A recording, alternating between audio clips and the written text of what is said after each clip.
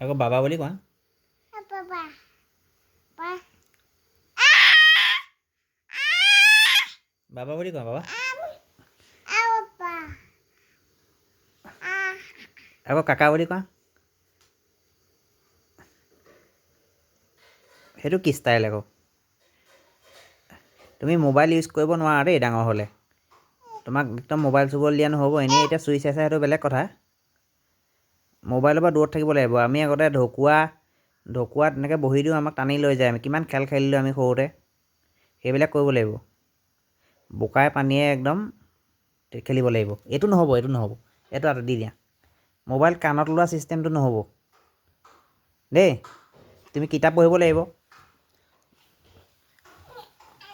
জুবিন দাই কিমান কিতাপ পঢ়িছিলে সৰুতে, তুমি গম পোৱা নে সেইটো কথা? কিতাপ পঢ়িলে তুমি বহুত কথা শিকিবা দেই বাবা। তুমি জেনেৰেশ্যন আলফা হয়, এতিয়া ডিজিটেল যুগতে জন্ম লাভ কৰিছা। কিন্তু তোমাক মোবাইলটো তেনেকৈ চুবলৈ দিয়া নহ'ব। কাৰণ মোবাইলে ল'ৰা ছোৱালীৰ মানসিক অৱস্থাটো বেয়া কৰি পেলাই একেবাৰে। আমি যদিও সৰুৰ পৰা মোবাইল পোৱা নাছিলোঁ, আমি ডাঙৰ হোৱাৰ পিছত পোৱাৰ পিছতো মানে মোবাইলটোৱে আমাক বহুত হেৰি কৰিলে।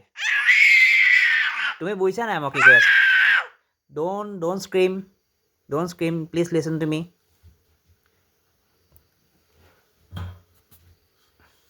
এতিয়া কোৱা বাবা বুলি কোৱা।